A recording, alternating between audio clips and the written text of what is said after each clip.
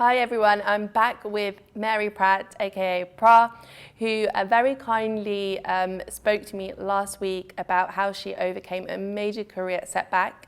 And today we're going to be focusing on the positives, the lessons that she's learned along the way, her silver linings, and how she has become founder of the Caviar Spoon. Hi Pratt. Hi Donya. Thank you so much for coming back. Oh, my pleasure. So listen, last time, I wouldn't say it got negative, but I felt like I was maybe reminding you a little of the past. I felt traumatised after. I was terrible. But I had to sit down and just have a break. So now today I want to focus hopefully a little bit more on the positives, what you kind of learned from the experience. You did kind of touch a little bit on the lessons that you learned. I think you mentioned last time that you were very much, you had a lot of energy to give. You were pushing forward, perhaps when you needed to slow down a little bit. But if you could choose your top 3 lessons that you took away from the experience, what would they be, do you think? One, which I mentioned last week, is never let anyone define you at all. It's so important to keep focused. Also, I think a lesson is charge is really good and breaks are really good. If you have too much charge, say for example you want to get there and you're on a project, you want to charge above and beyond you could ever charge. It's so empowering and you're going to do it. You don't want to keep going off on tangents. But sometimes if you're charging at that speed with something really important, you need to put your brakes on. So having that balance between a push and a kind of pull is absolutely critical. It's really critical. Especially, like you said, when you're making those big decisions. Yes, because the reality is we're not perfect, right? No one is 100% at everything.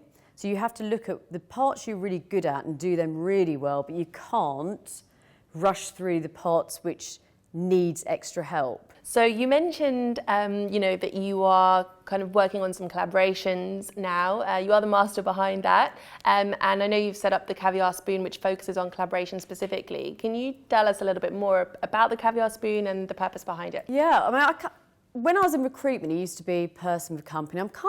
It's like a recruitment model for brand to brand. And we looked and there's a gaping market in terms of collaborations or collaborative advantages. So you see many brands doing their own thing. They may have a collab, but they don't all come together. So we've created this platform, which is going live at the end of the year, and it's to help companies, emerging brands, corporates, media, content creators, to really come together. They can create pitches, or be part of collaborations. The whole purpose to expand their databases, open up new avenues, gain more ROI, and really save unnecessary overspend on social media marketing and PR. The amount of people I've profiled are incredibly good at what they do, but sometimes they just miss opportunities.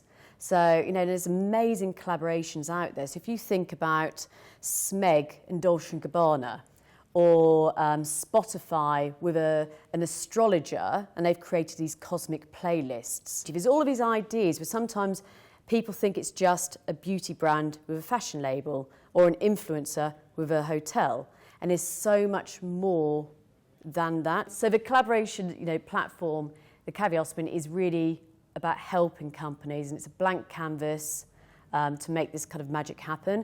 And wrapped around that, we're doing some really good masterclasses, because I do believe you have to be at the peak of your game mentally and physically to be at the peak of your game in business. I think my experiences of the past have been a thing which has solidified my purpose, which is what the Caviar Spoon is. That's exactly what I was going to say, actually. I was going to say you've kind of used the lessons that you've learned from the past and applied them today. Yes. Because often when we're, experiencing something negative or a challenge, we don't really understand why it's happening to us, but then it's only later down the line that we look back and we can kind of reflect and think, actually, there was a purpose behind it.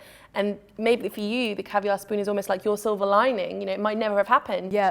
And when you look at it, Don, I did the, Cranfield Business School. I mean, that's a really good business program to do. But my first degree of business has been by making the worst errors.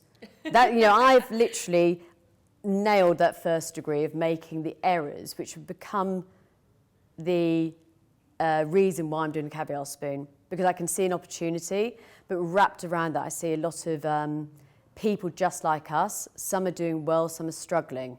And I'm sitting on the fence going, wow, we can help these people. We can help these brands, whether they're corporate, whether they're agencies, whether they're emerging. So it really has, there is a silver lining. Yeah, which is fantastic. And one final question to end on. If you could give yourself, your younger self, one piece of advice, looking back, what would it be? Do you know the one piece of advice which I did give myself and I still live by is what I said to you earlier, never let someone define you. Yeah. At the time, if I didn't action anything, then I could sit there and go, well, I should have just pushed on, but I really did push. So I think that's, I did what I was meant to do.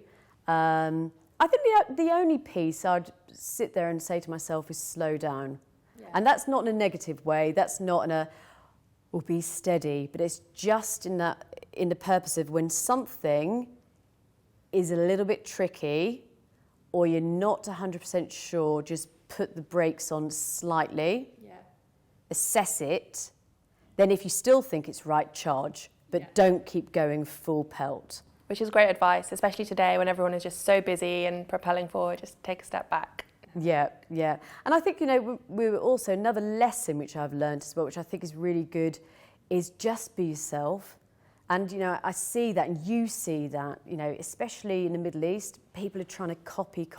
You go onto these Instagram pages, you think these people who with the big posters saying, go girl, go boy, whatever, they're so successful, but it's not the reality.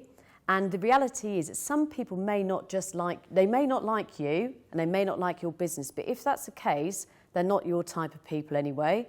So just be you and just enjoy the experience. Yeah, absolutely. That's great advice. Thank you so much, Pratt, for coming and sharing your story and your advice. You've obviously got so much wisdom to share. It's amazing. So thank you so much. Oh, my pleasure. Thank you, Donya. Thank you, everyone, for watching.